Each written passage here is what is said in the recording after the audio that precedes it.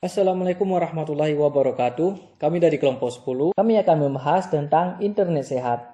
Apa sih itu internet sehat? Apakah internet itu harus dibawa rumah sakit biar lebih sehat lagi? Bukan guys ya, bukan. Nah, internet sehat sendiri telah menjadi bagian penting dari kehidupan kita sehari-hari. Setiap harinya kita menggunakan internet untuk mencari informasi, berinteraksi dengan orang lain, berkomunikasi, belajar, dan masih banyak lagi.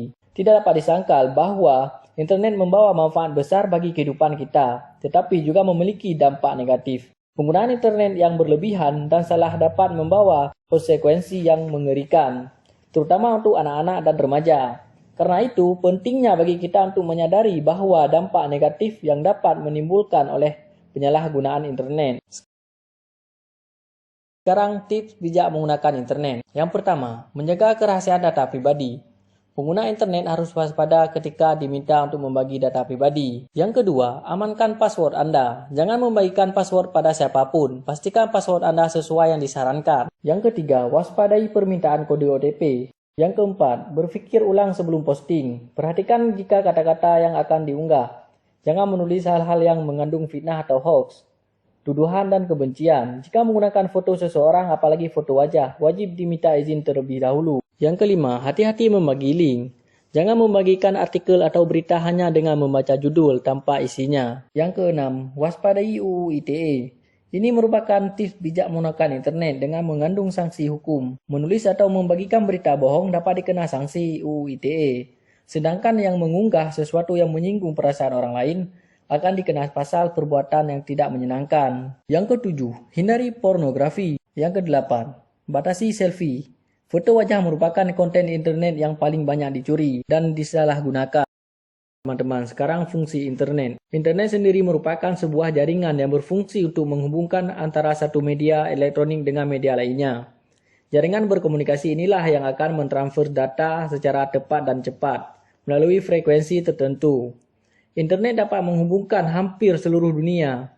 Orang-orang semua memiliki minat yang sama. Sekarang dampak positif penggunaan internet. Yang pertama, mudah dalam berkomunikasi. Internet mampu menyambungkan satu daerah dengan daerah lainnya, meskipun jaraknya sangat jauh. Melalui internet, kita bisa berkomunikasi dengan orang yang berbeda-beda, maupun beda negara. Yang kedua, mudah mencari informasi. Hampir semua informasi dapat dicari melalui internet.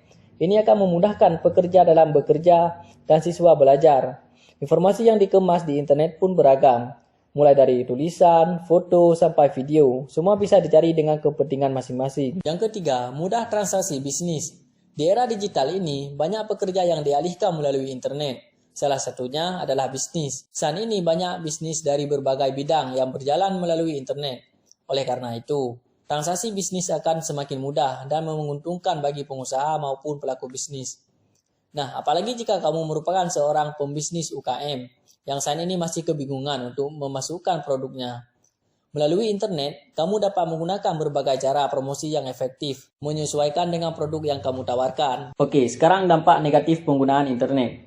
Yang pertama, memicu kecemasan, kesedihan, dan depresi. Remaja yang menghabiskan sebagian besar waktunya di dunia maya secara bertahap menarik diri dari dunia nyata.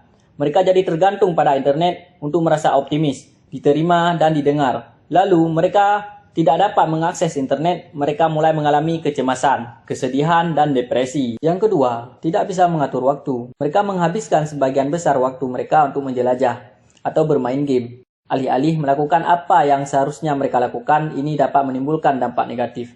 Karena membuat mereka tidak menyadari berapa lama waktu yang mereka habiskan untuk menggunakan internet. Yang ketiga, kurang tidur. Bagian besar anak-anak dan remaja saat ini memiliki smartphone yang mereka bawa dari kemanapun mereka pergi, bahkan ke tempat tidur.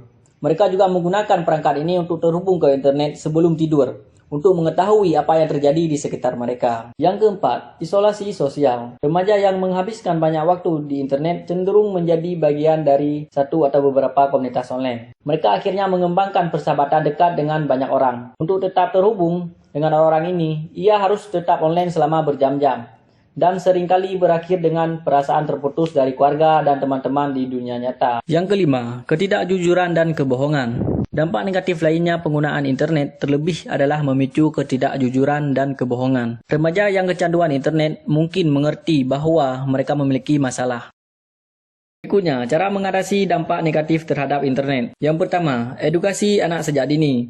Yang kedua, pengawasan orang tua dan jalin hubungan yang baik dengan anak. Yang ketiga, menyaring semua informasi yang diterima. Yang keempat, jangan mudah percaya sama orang yang tidak dikenal. Yang kelima, batasi penggunaan internet dan waktu. Yang keenam, gunakan pengaturan untuk menyaring situs-situs dewasa. Oke, sekarang kita bahas tentang latar belakang. Nah, saat ini masyarakat telah dimanjakan dengan berbagai macam fitur yang ada di dalam smartphone. Di antaranya adalah adanya jaringan internet yang mampu mengakses dengan praktis dan cepat. Internet sangat berkembang pesat dan mudah digunakan baik anak-anak hingga orang tua. Internet sangat digemari karena memiliki banyak manfaat bagi masyarakat. Selain sebagai media informasi, diharapkan internet juga digunakan sebagai media pencari informasi, media pembelajaran, transaksi online, bahkan sebagai media untuk menjalin pertemanan. Namun pada kenyataannya, manusia tidak mampu terlepas dari internet karena mereka lebih asik bukan sesuatu yang baru di dalam internet, yang membuat sebagian orang mengalami kecanduan internet. Demikian isi presentasi kami dari kelompok 10. Apa yang kami sampaikan dapat bermanfaat bagi kita semua. Jika ada kekurangan mohon dimaafkan, karena kesempurnaan itu sungguh hanyalah milik Allah Subhanahu wa taala saja. Saya ucapkan wabillahi taufiq wal hidayah. Wassalamualaikum warahmatullahi wabarakatuh.